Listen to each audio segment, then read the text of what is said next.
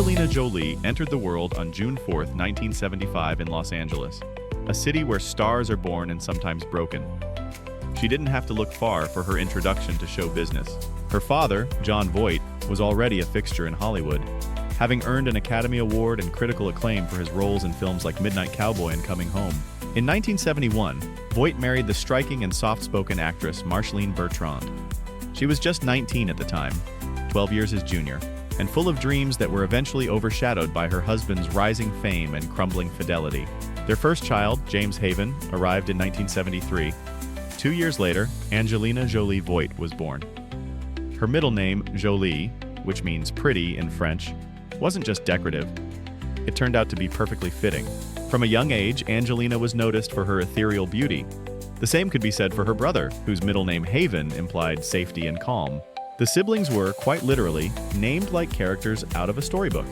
Angelic and beautiful, symbols of something pure in a complicated family dynamic. But the illusion of a picture-perfect home didn't last long. Voight's repeated infidelities led to turbulence in the household. He would disappear for long stretches, and when he was home, arguments broke out like clockwork. Eventually, Marceline made the difficult decision to leave.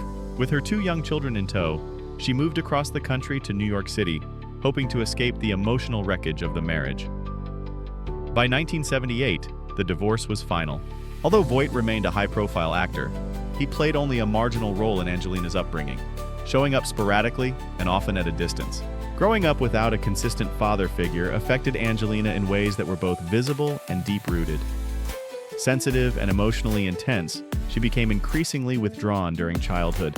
Rather than bonding with classmates over toys or fashion, she developed unusual hobbies, collecting knives, for instance, and harbored a fascination with death and funerals.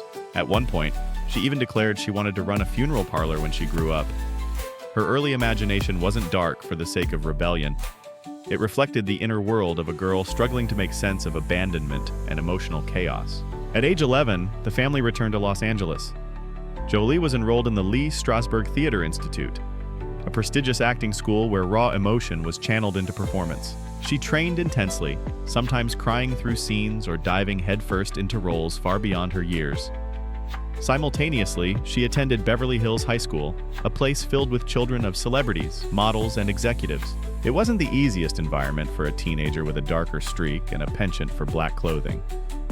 Jolie stood out, and not always in ways that made life easy. Hoping to build confidence, she dipped her toes into modeling. The results were mixed. While she had the look, the industry's pressure to be razor thin pushed her to extremes. Her weight dropped to a dangerous level. Concerned, Marceline took her daughter to a clinic, where doctors diagnosed her with early-stage anorexia. Even with her stubborn, independent spirit, Angelina took the warning seriously and began working toward recovery. She regained weight and began to shift her focus back toward acting. But Angelina's teenage years remained unconventional. At just 14, she shocked her mother by moving her boyfriend into the family home, referring to him as her common-law husband. Marceline, always more permissive than controlling, didn't protest. She chose to trust her daughter's judgment, perhaps out of a desire to be the kind of accepting parent she hadn't experienced herself. That arrangement, however, began to unravel. A dramatic incident involving Angelina attempting to seduce her boyfriend pushed her mother past her limit. The trust between them fractured, and Angelina began to spiral emotionally. By the time she turned 20, Jolie had experimented with nearly every drug available. In later interviews, she admitted to having come dangerously close to taking her own life during that period. She described those years as a kind of self-destruction tour, a search for identity, relief, and meaning that led her to some very dark places. What ultimately stopped her wasn't therapy or intervention. It was work. Specifically, film. Her older brother James had recently finished film school and was experimenting with short-form directing. He cast Angelina in a few of his projects, and the process gave her a sense of structure and purpose that had been missing. She also began booking music video appearances for major artists and participating in small theater productions. Acting, which had always been a background presence in her life, began to take center stage. Jolie had technically made her screen debut as a child, appearing in a small role in her father's 1982 comedy, Lookin' to Get Out. But it wasn't until 1995 that she truly stepped into the spotlight. Cast in Hackers, a techno thriller about underground cybercriminals, Jolie delivered a performance that was edgy, kinetic, and impossible to ignore. Her character wasn't just stylish, she had presence. Critics noticed. So did the public. The film became a cult hit, and the New York Times called Jolie one of the most promising young talents in the industry. It wasn't just a breakthrough on screen. Off-screen, Jolie began dating her co-star Johnny Lee Miller, best known for his role in Trainspotting. Their romance blossomed quickly, and by 1997, they were married. But this wasn't your typical Hollywood wedding. There were no ballrooms, no designer gowns. Instead, Angelina wore leather pants and a white t-shirt with her groom's name written in her own blood. Instead of rings, they exchanged drops of blood from pricked fingers. A symbolic, if not eerie, gesture of devotion. It was pure Angelina. Emotional, theatrical, and deeply personal. But while the ritual may have felt binding in the moment, it didn't last. In 1999, Johnny Lee Miller filed for divorce. Many believed Jolie's rumored affair with actor Timothy Hutton played a role in the split, although neither confirmed the details publicly. That same year, during the filming of Pushing Tin, she crossed paths with actor Billy Bob Thornton. The attraction was instant and intense. Though Thornton was 20 years older and engaged to another woman at the time, by 2000 he and Angelina were married. Once again, the union defied convention. They wore vials of each other's blood around their necks, a gesture the media couldn't stop talking about. The relationship between Angelina Jolie and Billy Bob Thornton was, without a doubt, one of Hollywood's most eccentric, maybe even bizarre by conventional standards. While most celebrity couples express affection through thoughtful gestures or luxury gifts, Jolie and Thornton opted for symbolic acts that bordered on the theatrical.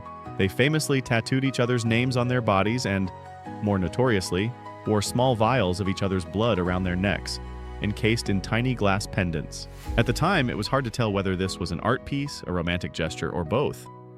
But that wasn't the extent of their unorthodox love language. For their wedding anniversary, Angelina decided to surprise her husband with a gift that stunned even the most imaginative fans. She bought him a burial plot. Not just any cemetery either. She chose one in Arkansas, Thornton's home state, as a symbol of permanence. To double down on the gesture, she purchased the plot next to his for herself. The message was loud and clear. Even in death, they'd remain side by side. Thornton later remarked that he found the gift deeply touching, calling it strangely comforting. At the time, Angelina seemed content with the arrangement, but that changed in 2001 when her life took a new direction during a film shoot in Cambodia. She had been cast as the iconic lead in Lara Croft, Tomb Raider, a role that would launch her to global stardom. The film brought in an impressive $270 million at the global box office, despite receiving lukewarm reviews from critics. Jolie's performance, however, was undeniably magnetic. She was fearless, athletic, and compelling. For the sequel, she secured a $12 million paycheck, officially joining the ranks of Hollywood's highest-paid actresses. But the film did more than boost her career. It transformed her worldview. While filming in Cambodia, Angelina was confronted with the harsh realities of life in a developing nation. The poverty, displacement, and suffering she saw firsthand left a deep impression. The experience sparked something in her. Not long after, she began supporting humanitarian causes and donating to global charities. Her involvement quickly deepened, and she reached out to the United Nations.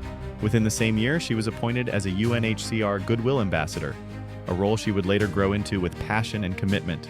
That same year, she took a life-changing step by adopting her first child, a 1-year-old boy named Maddox.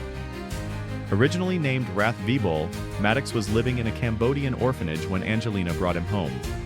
His adoption marked a turning point. From that moment, her personal values shifted sharply.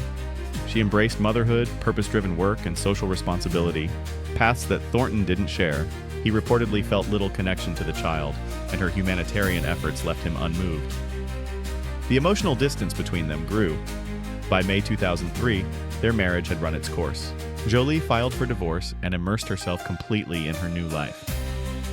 After the split, both of them had the tattoos they'd gotten for each other removed. As for the adjacent cemetery plots, no one's quite sure what became of them. Then came 2005, the year that would change everything again. That summer, director Doug Liman's action comedy Mr. and Mrs. Smith hit theaters. It wasn't just a box office success pulling in a massive $480 million. It became a pop culture phenomenon. Jolie starred alongside Brad Pitt, and their on-screen chemistry spilled over into real life. At the time, Pitt was still married to Jennifer Aniston, but rumors of a romance with Angelina dominated the headlines.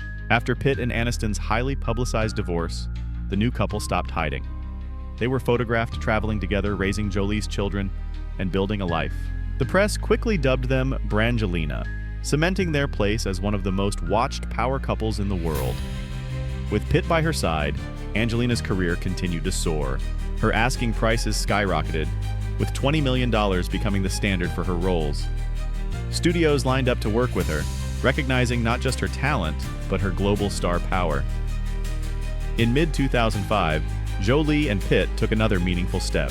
They traveled to Ethiopia, where they adopted a baby girl named Zahara.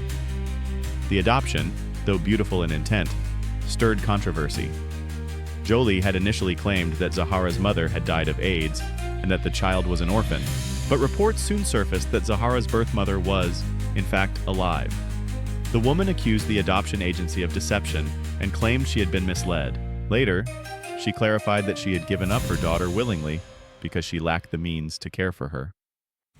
When Zahara joined the family, she was in fragile health.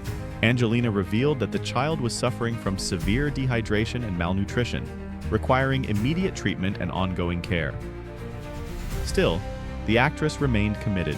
She was determined to give Zahara the stability and support she hadn't known in her early life. In 2006, Brad Pitt made it official. He adopted Angelina's son, Maddox. Later that same year, the couple welcomed their first biological child together, a daughter named Shiloh Nouvelle.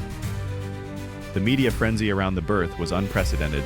The first official photos of Shiloh were sold for a record-breaking $10 million, with the couple donating every cent to charity. Their family continued to grow. In 2007, they adopted a 3-year-old boy from Vietnam named Pax Thien, originally given a different name at birth. The name Pax, meaning peace in Latin, had been chosen by Angelina's mother before her passing, a way of honoring her memory. In 2008, Jolie gave birth to twins, a boy named Knox Leon and a girl named Vivienne Marceline, the latter named after Angelina's beloved mother. Once again, the rights to the twins' first photos were sold, this time for $14 million.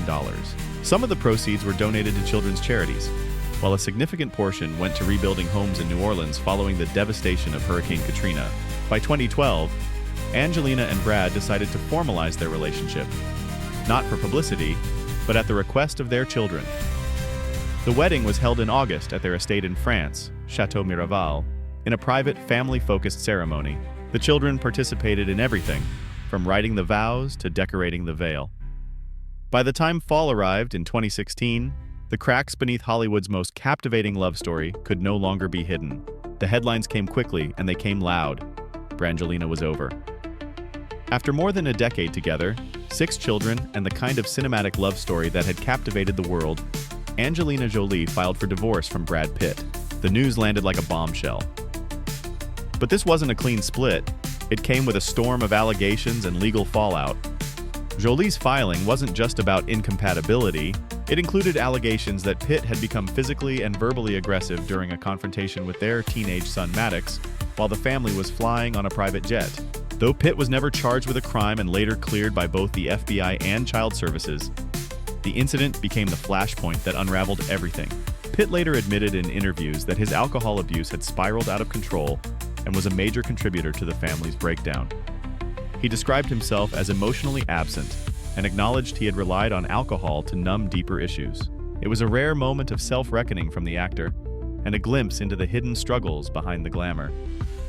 In the immediate aftermath, Jolie took protective steps. Pitt was only allowed to see their children under the supervision of a therapist, a decision that ignited a fierce custody battle. Jolie was painted in some media as controlling. Others saw her as fiercely maternal, doing what she felt was right. As the case evolved, the court lifted some restrictions, and Pitt slowly began re-establishing his relationship with the kids. But the emotional chasm between the parents only grew. By May 2019, the divorce was officially granted, but finalizing the split on paper was just the beginning of an even messier chapter.